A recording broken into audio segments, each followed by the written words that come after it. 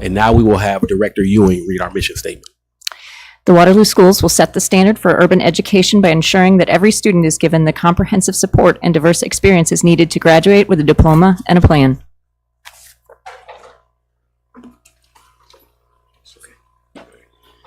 Thank you, Director Ewing. Well, we're starting off the evening, and we're going to pull item 5, and we'll do this at a later date. So that brings us to item 6, board celebration for the Waterloo United girls golf team. And I see Coach Josh Barta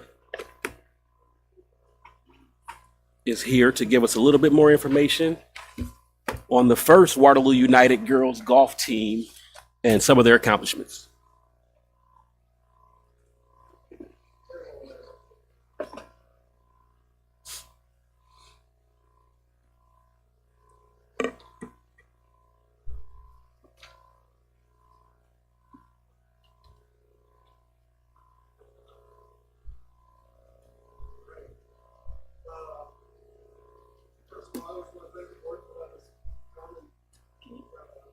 Josh, can you make sure the green light is on? You sure? Okay. Now it is. There you go. That green light. Thanks, Ron. Wherever he's at. Anyways, first of all, I just want to thank the board for letting us come and share kind of what's been happening with women's golf. In the spring this year, we decided to combine programs East and West, which obviously always poses questions about, lots of questions about things. But we were able to come together and actually worked out to be a really good environment for kids and competition. And we're actually to reach some of our personal goals and some of our team goals. So when we got to combining the programs, some of the things that we're questioning were like, why should we combine? Obviously, some of the reasons were fluctuating rosters as far as like how many kids were going to each program at East and West, what we were putting into it, and also opportunities for players to get better, give them more opportunities to play, and then obviously strengthen the numbers. Today I have here with me, if you guys want to go through and say your names, maybe what year you are, go ahead, Bree. My name's Bree, and I'm going to be a senior. And school as well. Oh, I go to Waterloo West. Since you're United. My name's Maddie, and I graduated from East High. My name is Charlie. I'll be a senior at East. My name's Ava, and I graduated from East. My name's Brianna. I graduated from East. My name's Ella, and I'm going to be a junior at West High. My name's Addie. I'm going to be a sophomore at West High. And then we have one of our assistant coaches here. Sure. I'm Emily Borkerding, and I'm an assistant coach for golf and also a math teacher in the virtual program over at Expo. We have a few parents with us tonight too, just in case the board has questions or wants to elaborate on some of those things that might have questions about combining program. But we started out when we combined each of our programs in the past, kind of went back and got some data on roster sizes for each school. And over the years, we've kind of went back and forth as regards to like, so East has averaged right around 9 for the last 4 years. And then, actually that's a 5-year number. And then West averaged right around 17 over the last 4 years, past years. And then as we combined, we ended up with 31 players. And I'll kind of elaborate on how we got to that number. But the one thing I want to say about combining the programs, which I felt like at first a lot of questions are about playing time, those things. The thing that I will share that I thought was the most impactful part of what we did in regards to how we accomplished our goals is that we actually provided more opportunities for students to get playing time, even with more numbers, because we were able to have more JV meets. So as on this slide, you can see that we had 8 JV meets this year, which provides lots of opportunities for students or players that are working on their game, might not be ready for that varsity spot. And I feel like sometimes in the past, when I was at East. I would be taking girls, and I would say some of these East girls would contest to that we were playing in meets where they weren't 100% comfortable playing yet, and it really puts them in a tough spot because A, they're not playing up to the level that they want to, and also B, that puts them in a situation where it's not that much fun to play and be a part of that. So obviously, me being the coach and a big cheerleader, I continue to foster those conversations. But now that we've got bigger numbers, we can have those students that are in that middle of the road place. They can go play JV meets, work on their game, and get to where they feel comfortable playing. Would you guys attest to that as far as playing? It's not fun to get thrown into an 18-hole meet and you've never played 18 holes or that type of thing. So those JV meets are super crucial because they get to play 9-hole meets. That offers them an opportunity to go out and get that experience that they need to play at the next level. And so we've actually been able to get 31 students come out and play. We actually have, this is kind of the breakdown of numbers and kids. We had 13 from West, we had 8 from East, and then we had 10 middle schoolers. And right below that, Hoover had 6, Bunger had 3, and Carver had 1. We're missing 1 school, Central. We're going to work really hard to get some more students from them.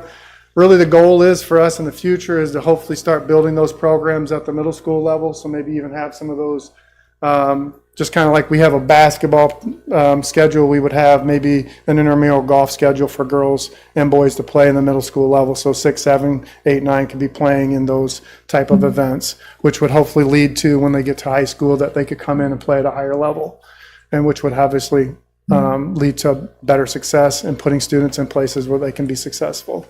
So that's just kind of a breakdown. I think Coach Borchening could talk a little bit about how the JV worked and how that was helpful in what they were doing. Yeah, I think you hit a lot of what I was already thinking. Great points. And with that, our depth, just to speak a little to the depth, we had our first JV winning record in the history of what we were able to find. We were 8, 4, and 1. So of those 12 meets, we had 8 wins, 4 losses, and 1 team we tied, even down to hole to hole to hole. So we just called it a tie. So that was really rewarding for us to see that the depth makes us more competitive as well as a team, that we can use that depth to not only grow confidence, grow our wins, but and grow those relationships as he's mentioned, which is one of the key factors too. So just also to add, for varsity team we had out of the 8 girls from East, we had 3 girls on varsity, which all lettered, and then the rest were West girls. And then it just has, I think most importantly, I mean, obviously we're holding some trophies here. We got 6 plates in state. We actually were tied for 5th and got carted back 6th, so we're not super happy about that, but we're saying it's 5th. It says 6th. And then also we brought some hardware because we're really super proud about some of the things that we've accomplished in the last couple of years. This year we were able to go as a team, as a state qualifier, and that hasn't happened since 2010. So we're looking at 16-year drought there. And then our Metro championship we haven't won Metro since 2009. I contribute that to the deeper roster of kids being able to really get in there and work at it, encouraging each other. I feel like those JV meets that we had provided them opportunities to get better. I feel like just more students, more opportunities to get better, more playing. We've also, Bree as a repeat Metro medalist. She's won that quite a few times. She's whipping up on them, and that feels good. 3-time state qualifier. All those things I feel like are contributors to just that team camaraderie, having more players, more stability in the program, knowing that next year when we leave, we lose a bunch of seniors, we're going to have 10 middle schoolers coming in that already went through, they practiced with us the whole season. So those I feel like that's a great thing for our students. One thing why is because our middle schoolers already know high school kids. When they walk in the high school hallway, they're already going to know someone versus walking in not knowing anyone. They already, as an 8th grader or 7th grader, they practiced with the varsity. They've met varsity kids, and those varsity kids are going to say, "Hey, senior hallway," or whatever. You're going to have someone to talk to. So I feel like that's just a better transition. But those are just some of the things. I also kind of want to highlight some of the things that we have good going for our program is that we have a Group Me page, which is where we share all of our information with daily changes, schedule changes, things that might happen. And we have 66 parents and players in there, and there's constant questions being answered, things going on, sharing accomplishments, sharing JV wins, varsity wins, all those things, which in my mind creates for students anyways, athletes, they see that and they go, oh my gosh, look at all this thing. I want to be in there. I want to work hard. I want to be a part of those. And you have those things happening. So just want to highlight some of the parents. And we have 4 parents, I believe 6 parents here that came to support us here being at the board meeting. And then just some of the things that, before we had separate teams, we fluctuating rosters, limited varsity JV opportunities, and when I say that, sometimes we'll have varsity players going to play JV events so that we can have enough people to play in a JV. We don't have to do that anymore. We have plenty of players to do those things, which provides opportunities for kids again. There was one thing that we had a student write a letter. She can't be here tonight because the boys upset Fort Dodge and are in the next round of the playoffs, so that's awesome. But I'll hand this out. It's just a letter that she wrote about her experience in the program and what she felt like was the kind of the positives of us combining. And I will say that as a coach that has coached at East since 2017 as the girls coach, I coached tennis before that, so I taught at East and coached at East, and I've coached at West as the men's golf coach for the last 17 years. This will be my 18th year coming up. And I will say that this has been a delightful experience for myself to see kids that already know each other come together. And actually, a lot of these girls play volleyball together. They play other sports. I would say that it has been a great experience for them. And that's the most important part for me. So if you guys have any questions or comments, I'll share this little letter with you guys. You can read it on your own. I won't read the whole thing out, but that'll give you guys some insight on Allie's letter. But anyways, if you guys have any questions for players, parents, Yes. coaches, My mic is absolutely, low. go for it. Josh, this is on behalf of Director Mills, who's not able to be here tonight. She first wants to say, I really do appreciate having the ladies playing more JV. Not only do they get more playtime, it develops leadership skills for the girls who are older. And then she's also wondering, could you ask where they practice? Yeah, we practiced at Irv Warren. I actually, I'm glad she mentioned that. I really have to highlight the relationship that we have with the Waterloo Leisure Services and Golf Waterloo. They really do a great job of letting us come in and play whenever we want to, and they host all of our invites. They are just roll out the carpet for us, and we appreciate that. And it's been a long-standing relationship that we were able to do. Some of the things that we've done, we've got junior passes are only $10. You can, for a junior, can play all summer for $10, and then you can buy a season pass, a full season pass for $100. And it was for a long time, it was $250. And I hounded them. Finally, we got to $100. But anyways, they're a great relationship with us, and we practice at Irv, and that's our home course. But just wanted to highlight that they do a great job of working with us and letting us do it. I will say this just because I have to. Other district or other schools that we play with really have to share facilities. So like other school districts have to rotate courses. So not every year do you know where you're going to practice or how much time you're going to get. So some places only get 2 or 3 tee times a day. So whereas we show up, we have 30 girls, we can go and do whatever we want. We don't send 30 girls out a day. We do a good job of cutting them into groups and working on other things. But yeah, so thanks. Good question. All right. Of course, we want to hear from the students. So Absolutely. That's you can rock, paper, scissors or whatever. I want to a representative from each school, so a representative from East and a representative from West. Go ahead and rock, paper, scissors while I'm talking.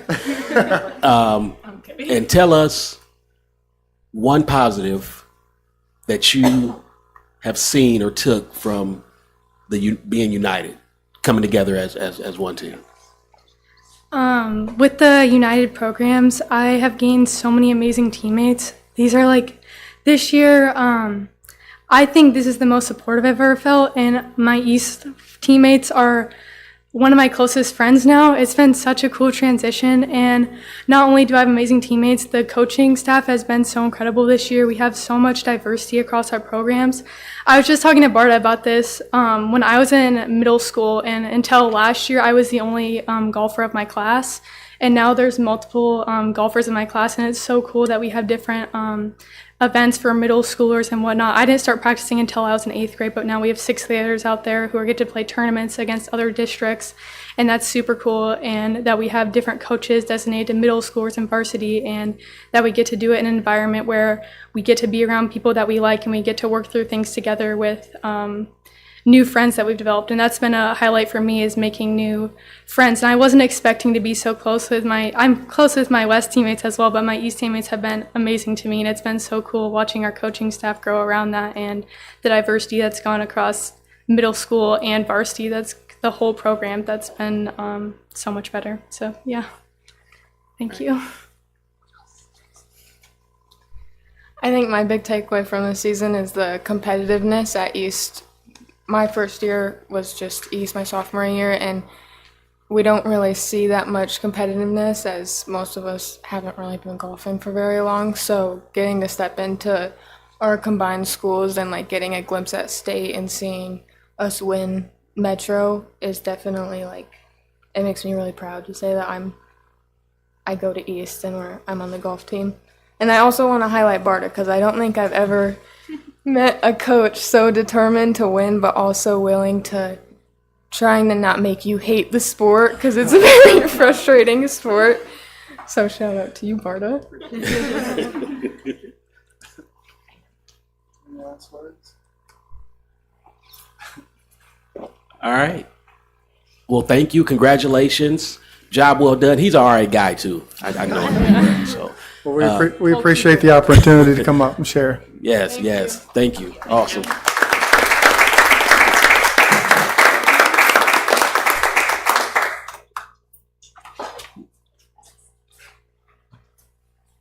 All right, that brings us to the next item on our agenda, information from individuals and delegations. This is an opportunity where those who wish to address the school board may do so. Please keep your comments to 3 minutes or less. Ms. Schmidt will hold up a yellow card when you have 30 seconds remaining and a red card when your time has expired. At that time, I will ask you to conclude your public remarks. Please also keep your comments respectful and constructive. We're all here with the goal of trying to help our students. Please also avoid criticizing the job performance of specific employees of the school district. Personnel matters are confidential and must be handled through the proper channels and not in a public forum. Finally, we provide this as an opportunity for public comments, but it is generally not a back and forth discussion, especially with items not on our agenda. At times, we'll try to help before or after a meeting, but we must proceed with our board meeting agenda items. With that being said, I would like to invite anyone who wishes to address the board to come up to the microphone, make sure the green light is on, and start by stating your name and address.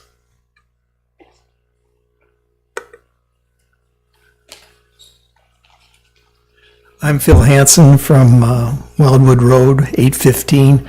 I have a couple of cost-cutting questions. Will parts of the east and west buildings be closed off for heating and cooling reduction costs?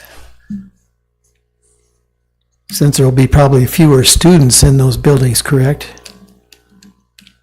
You can give us that information in an email. We'll have our director of facilities get back to you on that. Okay, and yeah, I guess I have another one that is similar. So, okay, thank you.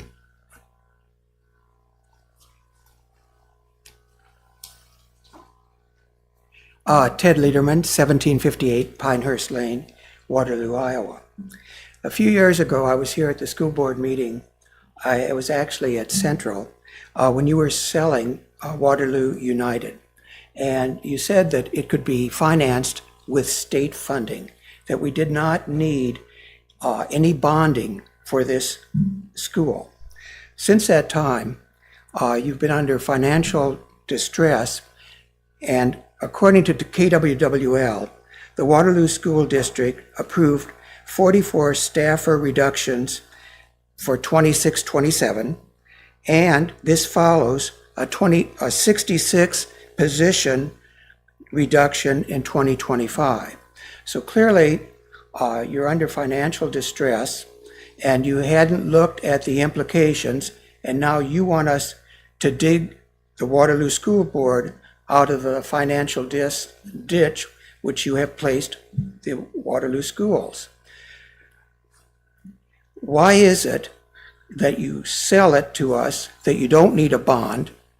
Why is it that you have over 100 positions that have been removed in the last year and a half, and these weren't removed earlier to be more responsible to the taxpayers of Waterloo?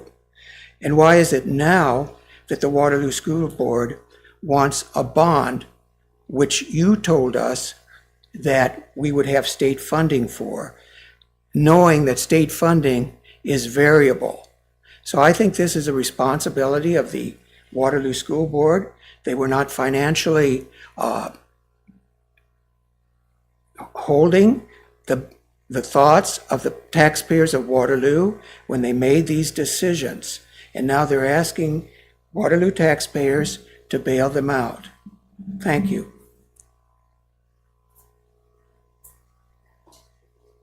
Thank you, sir. Is there anyone else that would like to address the board this evening? Going once? Seeing none others, we'll move on with our agenda.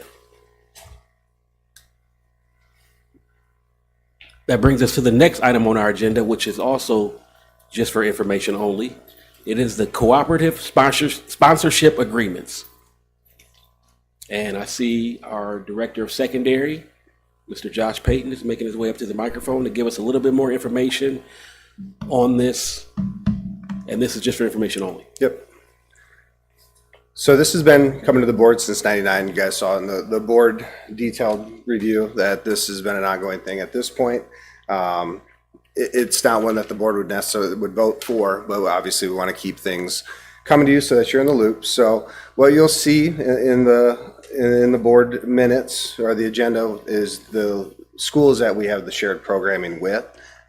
Came to Lee this afternoon, and we realized back in April we had brought the 6 new combined programs with girls bowling, boys wrestling, volleyball, boys and girls cross country. We're not currently on this, and those were new ones that you guys had already voted on and seen. So I just working with Lee, we wanted to make sure we brought that back just to be part of this conversation, because those are still obviously things that we're moving forward with, and we wanted to make sure that was clear in that. So, but as you can see, the other ones, we share with multiple local schools that are shared with the schools that they're geographically close to. So when you see those pieces of where they would go and why they go there. So Dunkerton is the main share with East, but you'll also see with the shared program that they do work with West High, but then also Wapsie Valley, Hudson, Union, Columbus, and Bosco all have different programs where their numbers are low, and they won't be able to field sports, but to ensure that kids have the same opportunities for the high school experience, this is where the agreements come into play. So as we're moving forward, this is just one of the things that we do every year to make sure the board has information. So my one question is, with the combining, as we've seen the girls golf team, with the combining of going to the Waterloo United, with the host school, is it based off of a schedule? So for, let's just say the volleyball, boys wrestling, boys bowling, girls bowling, could that be now listed when you, even with the schools still separate, if they're a combined team and they're going under Waterloo United, Could those be under Waterloo United? Not yet. So just even two under the state size, when we bring the combined stuff that we have internally with East and West, West is still considered the host school because of the beds reporting and the level that scheduling for the 5A, well, you know, and what those classifications are. Just because in the state size, Waterloo United is not an official school yet. So once we hit the 28-29 school year, then those schools would all be shared with United, and East and West would be out of the mix on that point. Okay. All right. Are there any more questions?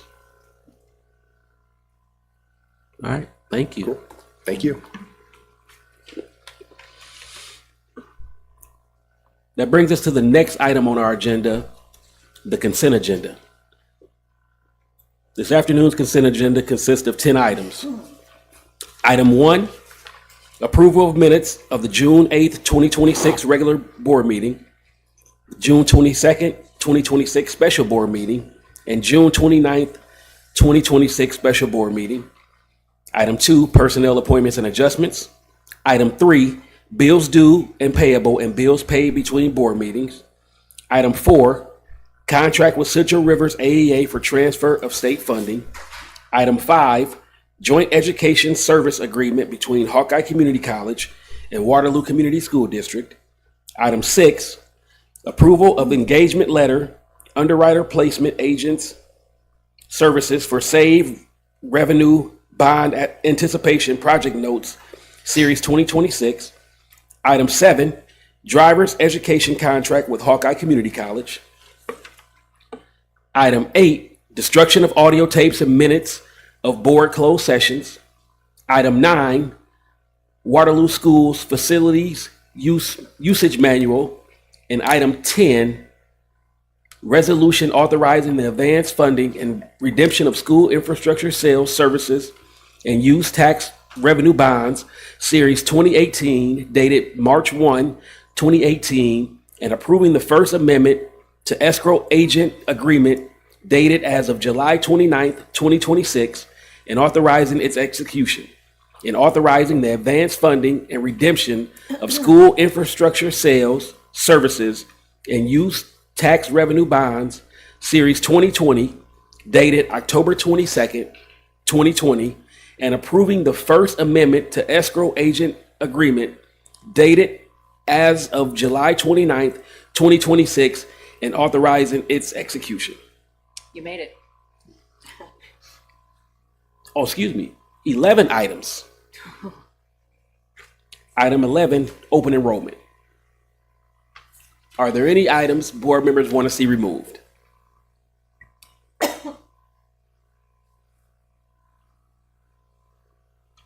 Stacy, you on? Director Mills? Yeah, sorry, I was on mute. Okay. Yeah, I'd like number 2 called and number 6. Okay, number 2 and number 6. I will pull item 10 because that requires a roll call vote. And yeah. So item 2, item 6, item 10. Are there any other items board members want to see removed? All right. Seeing none others, can I get a motion to approve items 1, 3, 4, 5, 7, 8, 9, and 11? So moved, Ewing. Second. All right. All those in favor of approving items 1, 3, 4, 5, 7, 8, 9, and 11, state aye. Aye. Aye. Any opposed? Chair votes aye, motion carried. That brings us to item 2, personnel appointments and adjustments. It is the superintendent's recommendation that the Board of Education approve the personnel items as listed.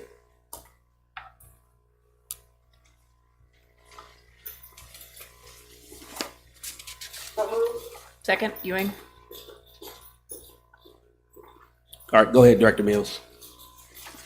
Well, I don't know how we want to do this. I had a question about the district-wide position that we talked about last meeting. And then I also had a question about a salary adjustment for administrator. So I don't know if we want to like pull a position to be voted on separately, and the same for the salary adjustment. Okay, we can, if that's what your recommendation, or that's what you want to do, you can vote to move and separate the agenda items. Did you want information on those positions? Well, information would be good to start with, yeah. Okay.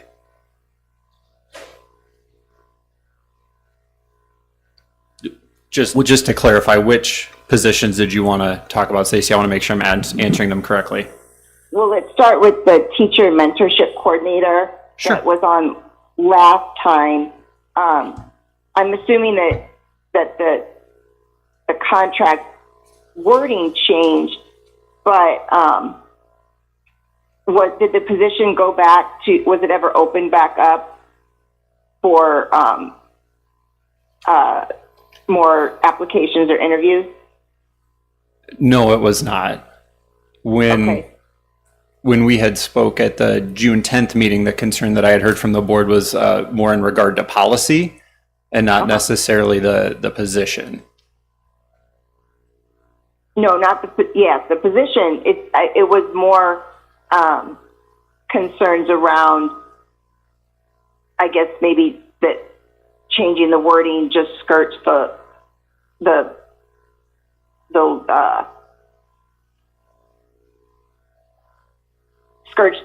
intent of the rule. It follows the letter, but not the intent. And then also, so what does it? How is it written now that makes it okay? Like, what was the change? So the concern that I heard from the board in June was regarding the individual that was taking or offered the position had already taken the early retirement incentive. The board had requested to get more legal advice on that. So I had contacted the board's attorney about that, and his kind of overarching thought was, if the individual accepted the early retirement, they could not accept the position. If they returned the early retirement, they could accept the position. I had that conversation with the individual that is being recommended, Kevin Kemp, and he had stated to me and in writing that he would return the early retirement incentive because he really did want to take this position. I could share a little bit more about the position if you wanted to, but that was what I had heard in June, so that was the follow-up. Okay. So I didn't know that the early retirement package was something that could be returned. It is. So, okay. And then as with the, well, and I'm sorry, let me just say this. There were a lot of people who contacted me following that meeting just saying that they wondered if it was going to be opened up again. So that, I guess I misunderstood about what was going to happen. And I shared that with, I shared my thoughts after, was it Friday when you sent the email out? I don't know which day, but yes. Okay. Yes. So I guess those are my concerns as well, and it's just the perception that it may look like to people that rules were being changed for somebody. I'm just expressing what was shared with me. And then could you maybe talk a little bit about the salary adjustment for human resources? Absolutely. I'm going to touch one other piece, Stacey, on what you mentioned with just having the application open. We did have 21 applicants for that position. UNI leadership. So we had I believe, Corrine Thoraldson, who's their, I think, associate dean over all clinical experiences, was involved in reviewing all those applicants with me. So we had the 21 applicants, we screened 5 and brought 3 in person. Okay. So I think we did have a pretty wide pool of people to talk through. I apologize, I'm looking around the room because I don't have you to look at in here. So I hope that we feel like we did have a large pool of candidates to work from in that process. Okay. To Go ahead. okay Let me step in real quick on Yep. that one before you get to the salary adjustment. So what I heard, I think the concern with the board was making sure that that was in writing, that incentive, the early retirement incentive was in writing, that the person that was taking this position, either if it wasn't paid out yet, that they weren't going to accept it, and if it was paid out, that it made sure, as long as we got that in writing. Yeah, I do have was that the in concern of the writing. board. Okay. Yes. All right. Because I heard that a few times, but all right, go ahead. The administrative adjustment, this person was initially, I'm going to go back, there's going to be a little bit of context here. This person had initially accepted the Director of Equity, Inclusion, and Belonging position prior to the Dear Colleague letter from the department, I believe the Department of Education, in February of 2025. So when that happened, there were discussions about what that person's salary would be for the upcoming year.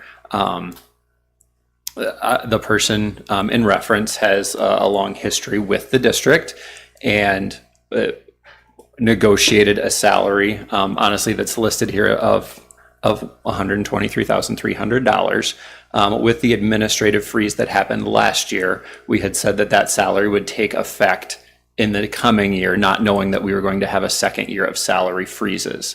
So that person's salary stayed the same for the 25-26 year as it had previously. So this adjustment would be honoring, honestly, the adjustment that person was going to have going into the Director of Equity, Inclusion, and Belonging position, which was then eliminated based on that letter and came to work in the Office of Human Resources.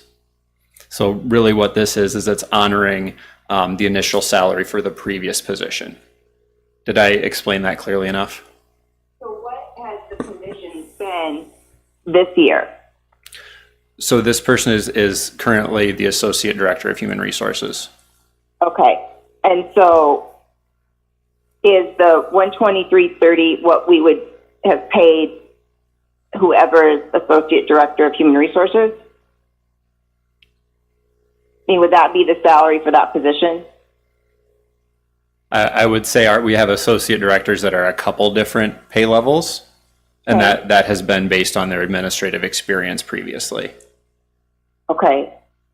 I'm sorry, I know that's not a direct answer, but I don't think I can answer it. Our administrative salaries there's a wide range for those. Okay. Yeah, I understand. And this has absolutely nothing to do with the person whose name is in there, because I absolutely think she's amazing. So that has nothing, this is just about position and the fact that I cannot, in good conscience at this time, approve administrative increases. So however you want to vote on it after, if you want me to just vote on the whole shebang at once, I can do that, or you can pull the 2 positions off and we can vote on them separately, however others want to do it. Well, I think this is probably a unique situation.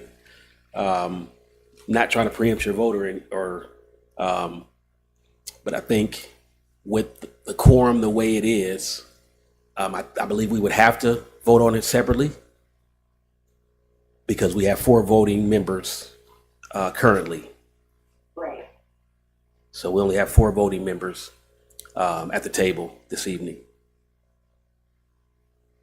Otherwise, does that make sense? Vote on the entire personnel adjustment as a whole. However you want me to do it.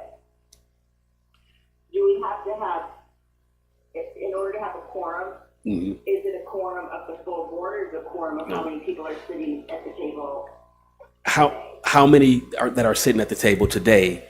And I'm sure you need 4 to pass. Oh, the majority of the table. I'm just making sure, so it's So we, a majority of who is, right. okay. 3 would be a yes, 2 would be a tie, which goes to no, and so on. Okay. So it's up to you guys. We- I'm good either way. If you would like to do them separately, if anyone would be willing to pull those and we can vote on them separately, or I can vote on personal adjustments as a whole, whichever Yep. everyone else is willing to do. Yep, makes sense. We can, with that being said, we can vote on it as a whole. Okay. We don't have to pull it. Okay. Okay, did you get all your questions answered? And I believe there was an email also sent out today. Okay. Yep, I did. Thank you to Sam for explaining everything. And truly, none of these have anything to do with the people. I need to be very, very clear about that. These have nothing to do with the people whose names are in there at all. All right. So with that being said, all those in favor of approving the superintendent's recommendation state aye. Aye. Any opposed? Aye. Chair votes aye. Motion carries 3-1. Thank you, Director Mills, for hanging in there with us. I know you're a little under the weather. So that brings us to the next item on the consent agenda. Item 6, approval of engagement letter, underwriter placement agent services for Save Revenue Bond Anticipation Project Note Series 2026. Pull it up here. It is the superintendent's recommendation that the Board of Education approve the engagement letter with D.A. Davidson & Co. for underwriting or placement agent services related to the issuance of Save Revenue Bond Anticipation Project Notes Series 2026 in an approximate amount of $80,000. So moved, Ewing. No. Nope, excuse me. Sorry. I'm looking at it. I missed a couple of zeros, so I'm going to read it again. The superintendent recommends that the Board of Education approve the engagement letter with D.A. Davidson & Co. for underwriting or placement agent services related to the issuance of Save Revenue Bond Anticipation Project Notes Series 2026 in an approximate amount of $80 million. So moved, Ewing. Second. And question? Okay, so I told this, I think this will answer the question of the gentleman who spoke earlier as well. He has left, by the way. Sorry, Stacey, but he did get up and leave. Sorry, just so you know. Yep. Okay, well, hopefully he'll watch it later. Yep.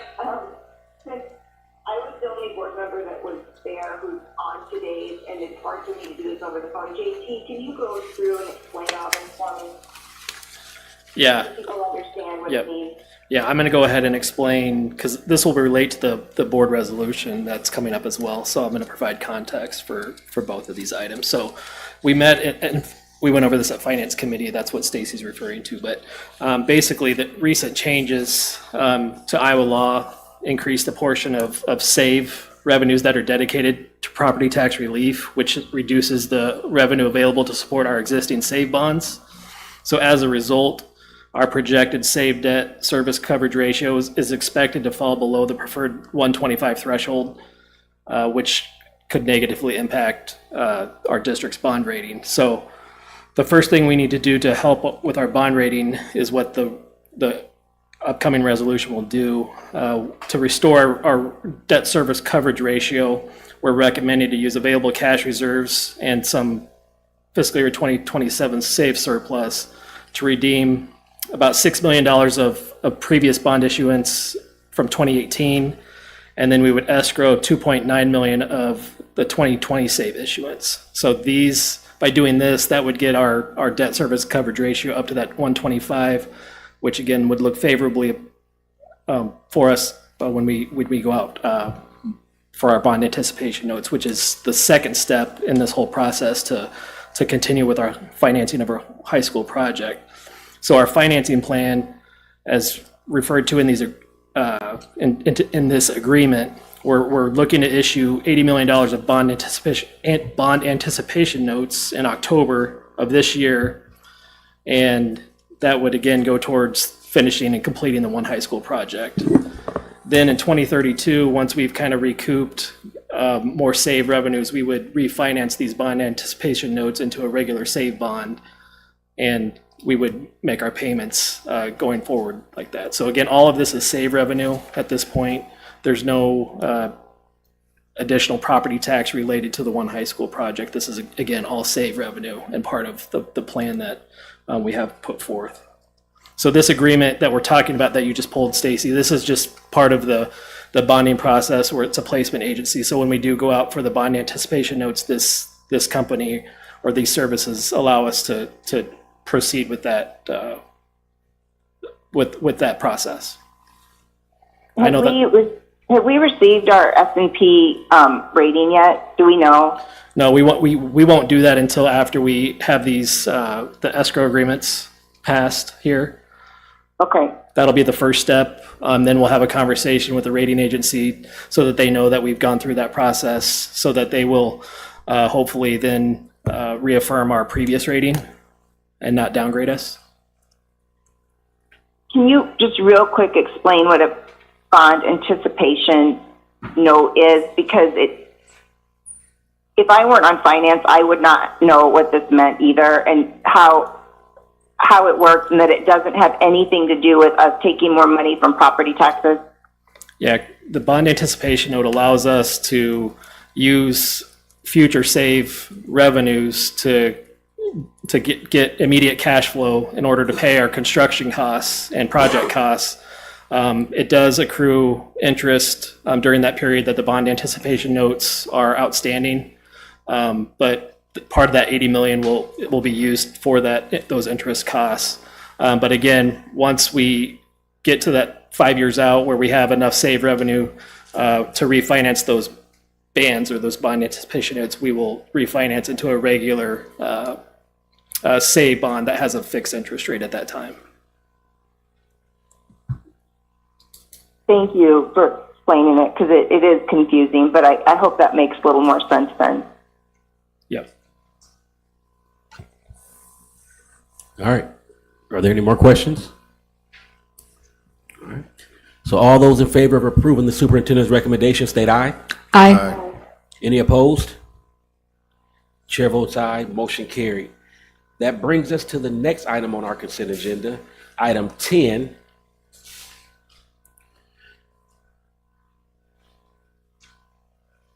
The resolution authorizing the advance funding and redemption of school infrastructure sales, services, and use tax revenue bonds, Series 2018, dated March 1, 2018, and approving the First Amendment to escrow agent agreement dated as of July 29, 2026, and authorizing its execution, and authorizing the advance funding and redemption of school infrastructure sales, services, and use tax revenue bonds, Series 2020, dated October 22, 2020, and approving the First Amendment to escrow agent agreement dated as of July 29, 2026, and authorizing its execution. It is the superintendent's recommendation that the Board of Education approve the resolution authorizing the advance funding and redemption of school infrastructure sales, services, and use tax revenue bonds, Series 2018, dated March 1, 2018, and approving the First Amendment to escrow agent agreement dated as of July 29, 2026, and authorizing its execution, and authorizing the advance funding and redemption of school infrastructure sales, services, and use tax revenue bonds, Series 2020, dated October 22, 2020, and approving the First Amendment to escrow agent agreement dated as of July 29, 2026, and authorizing its execution as presented. So moved, Ewing. Second. All right, and JT gave us a great explanation of this on item 6. Are there any more questions? Can I just, JT, could you really quickly explain how many, what the SAVE changes did to districts all around the state? Yeah, it was a major pivot for a lot of districts. I don't remember the number of districts that basically were put on rating watch, which means that they were potentially going to be downgraded because of this legislation. The debt service coverage ratio used to be 120, $1.20, but now it's $1.25. So many districts, again, were maybe going to fall under that 125. The difference that we have compared to other districts, we were in the middle of a huge project. So we needed to take action in order to preserve our rating so that we could basically finance the rest of our project. Other districts, you may have seen in the news, are just deferring some projects that they may have had in their capital projects plan. They hadn't started them yet. So rather than having to go through this type of action, they just defer those projects until the SAVE revenues catch up, 3 to 5 years from now. But again, we were unique, and I think in our finance committee meeting, Tim maybe said 1 or 2 other districts were in a similar situation that have started major projects where they really had to kind of act quickly within 90 days to try and preserve their bond rating. But yeah, it was a substantial number of districts that were definitely put on rating watch. I mean, I think it was over 100 for sure. Yeah, he said it was over 100, and at the time that we spoke, there were still 50 that were working on it. Yep. So I just wanted to point out that we didn't do anything wrong. This wasn't us mismanaging money. This was the state making changes in how the penny sales tax for schools work. All right, well said. Good question. Any more questions? Comments? No, thank you. All right, thank you, Director Mills. All those in favor of approving the superintendent's recommendations, oh, yep. She's on it. Good job, Lee. On it, and I have notes. It's okay, we all happen to This do that. does require a roll call vote, is why it was pulled. So I'll start with you, Director Mills. Aye. Aye, Mills. Director Ewing. Aye. Director Cox. Aye. Chair is an aye. All right. That ends our consent agenda for the evening. The next item on our agenda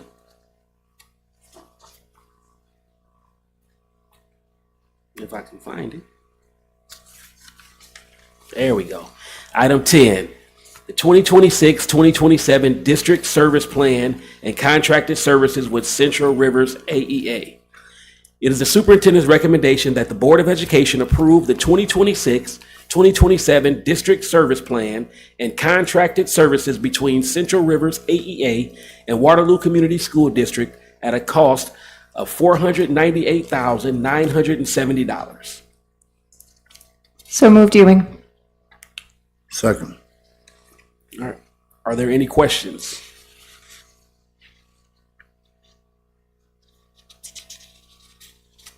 Seeing none, all those in favor of approving the superintendent's recommendation state aye. Aye. Aye. Any opposed?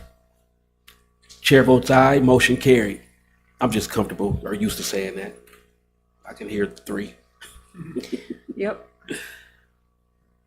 All right, that brings us to the next item on our agenda, item 11, financial information, and this is just for information only. So now I'll turn it over to our Chief Financial Officer, Mr. J.T. Anderson.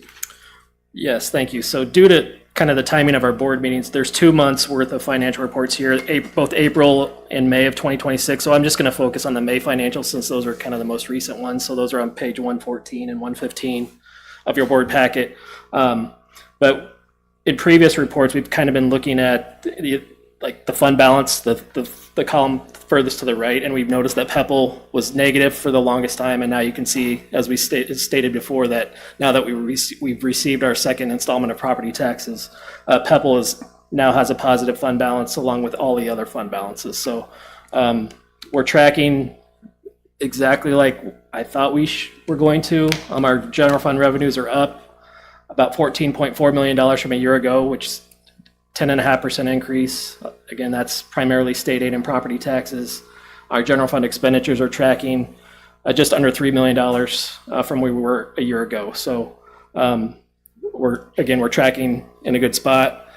June financials, just as a reminder, if you don't recall, our June financials, our year ends June 30th, but our books have to stay open for 2 months after June 30th. So we have to essentially stay open until August 31st, and then we'll close our books. So we won't have official numbers until that time. So I just wanted to make you aware that there will be a little bit of a delay. But again, preliminary numbers look good, especially compared to prior years. So I look forward to being able to report that out when the time comes. Absolutely, and any news is good news. Yeah. So, Yep. man, well done. I know, not long ago we were having a different conversation, and it was a different feeling sitting at the board table. So we definitely appreciate everybody's hard work and getting us, back in the green and continuing to make sure we are aware of our finances and tracking our finances and it just, I don't know about the rest of you, but it just makes it's a huge weight lifted when you can, announce publicly that your finances are in a little better shape. So kudos to the team and everybody who's worked hard to get us to this point. Any questions, comments? All right. And that was just for information only. So thank you, JT, for staying on top of that, making sure we know what's going on. All right. So that brings us to the next item on our agenda, item 12, Property Casualty and Workers' Compensation Insurance Program. It is the superintendent's recommendation that the Board of Education approve the quote recommended by the District Finance Committee to participate in the IASB Safety Group Plan with a total estimated premium of $2,026,547 as presented. So moved, Ewing. That's Ewing Mills. All right. Are there any questions? No. Can you just explain how we actually have cheaper insurance, which is just crazy, and the hail buy down, why it's worth it. What was that last part, Stacy? I'm sorry, I didn't hear that. Why getting the hail buy down is worth it. Yeah, so this is actually another bit of good news, I would say. When we work with PDCM, and I just want to give them kudos for their work and going out to market and getting quotes and kind of putting pressure on our current carrier to kind of sharpen their pencils a little bit better. Initially, we were looking at about a 10 to 15% increase in our premium costs, and you can see without this hail buy down, we would have actually been almost 9% less premiums than we were a year ago. But what Stacy's referring to with this hail buy down, essentially prior to this buy down, any of our deductibles were at a 1% property value. So if we were to have a major storm come through and we had $1 million of damage, let's say we had damage at Central, for example, and they're valued at its property value is $80 million, we would have to pay 1% of the damage before the insurance would kick in. So if we had $1 million of damage, then we would have to pay $800,000 deductible, which from a budget perspective and a risk perspective, it's extremely risky. We looked at, okay, how can we help mitigate that risk? So we looked at our 5 most valuable properties, which are East, West, Hoover, Central, and then Lowell. And we said, is there something we can do for those? And so we looked at, we basically moved those to a $100,000 deductible instead of the 1%. So if we did have a major claim or something major happen, we would only be on the hook for that $100,000 rather than in the example I previously used, $800,000. So we thought that as a finance committee that was worth the premium cost to help mitigate that risk. So that's what that additional cost is. And when you factor that in to our total insurance costs, we have a slight increase in our overall premium, but only about 0.5%, which again, when we were looking at an initial 10 to 15% increase, 0.5% seems pretty good. So we're we thought that was positive, and we're bringing that to the board for approval. Yeah, thank you, team. Thank you to PDCM. They really did a lot for us. So nobody's insurance ever only goes up by 0.5%. So that's crazy. Yeah, I agree. Great job. Excuse me. So seeing no other questions or comments, all those in favor of approving the superintendent's recommendation state aye. Aye. Chair votes aye. Motion carried. That brings us to the next item on our agenda, board policy changes, first reading. I believe this is your first go at it. And normally on the first we got quite a few. Normally on the first reading, I do not read all of these items, and I will not be reading them this evening. So if there is any questions that you see and want to ask now, if not, like I said, this is the first reading. You can email Lee. Or Director Mills is on the policy review committee. So if you see anything that sticks out to you as you read through the policies, then those would be the people that you can directly contact. Are there any questions right now? All right. Seeing we'll bring these back at the next board meeting, but this is just the first reading of board policy changes, and it's quite lengthy. So that ends our action items for the evening, and now on to the superintendent's report with Dr. Smith. Yeah, I got 3 items. I know we did do the moment of silence earlier, and that was especially meaningful. We did lose one of our students in a really tragic accident. I think it was last week. Maddie Berger was her name, student at Lowell Elementary. Just a real tragic event, but one thing that the family has asked and we've been promoting is that this Wednesday, if anyone in the community could wear blue in remembrance of her, that was her favorite color, and the family has just asked that's a way that we can remember Maddie, one of our students. And again, our thoughts and prayers are with the family. Just tragic loss, losing I think she for 3rd grade, I want to say, 9 years old. So really tragic accident there. I guess on a lighter note, congratulations. I think it was mentioned earlier, but really good result. Jesse and sometimes brings up some of the sports things, but congratulations to East softball for beating Cedar Rapids, Washington, and West baseball for beating Fort Dodge last week and moving on in their respective tournaments. So congratulations. I know West is playing tonight. I'm not sure when East plays. I believe they played Saturday is what I was their hearing. second round? Okay. I ended up going to the game. Okay. And I got to see Pam. Okay. Well, congratulations. I know we had some really good results for baseball and softball, both buildings, so that's exciting.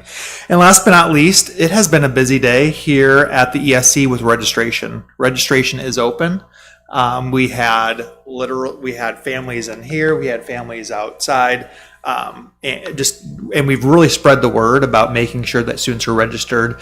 It really has a huge domino effect for us in terms of getting registered. It really helps when parents can be proactive with it because it lets us schedule our buses ahead of time, get our placements ahead of time, and so forth. So just a reminder for our community to make sure registration is done. It's open and we are here to assist you. So feel free to come in if you have any questions and we'll take care of you. That's it for me. Thank you, Dr. Smith. Tonight with board comments, we'll start with Director Cox. Condolences for student that tragically. I have no comments. Thank you, Director Cox. Director Ewing. Thank you to everybody who worked really hard on this meeting. That's all. Thank you, Director Ewing. Director Mills. Thank you for accommodating me not feeling well so that I could still participate tonight. I appreciate everything. Thank you, Director Mills. Short and sweet. I won't stay long. I won't stay long. Maybe we can have them be out a little bit more often. Get out of here to dinner.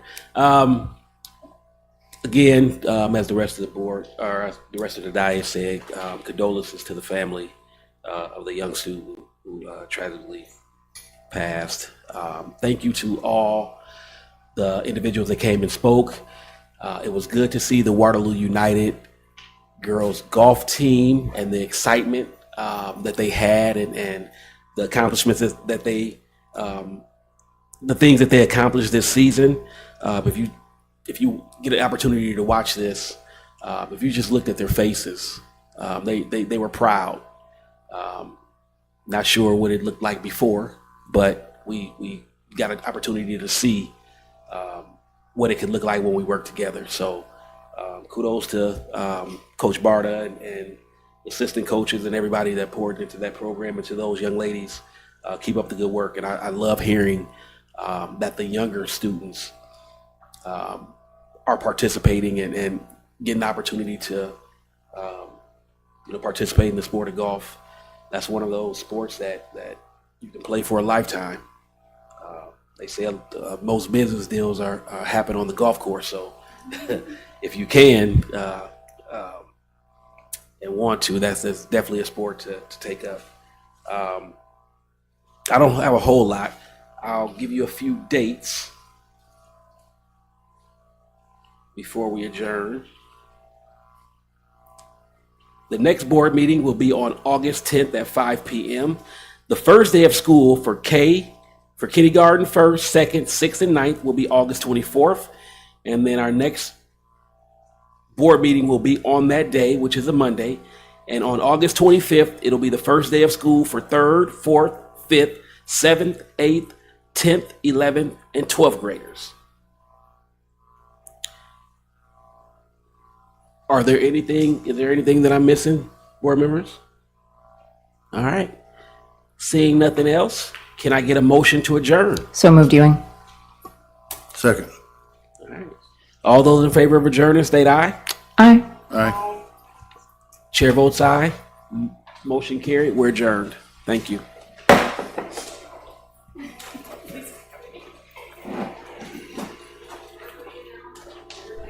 I'm sorry you just adjourned, but I have a question. Employee from HR told me, I'm a new hire for the district, told me to come tonight. I don't know if I was supposed to. Okay. Thank you.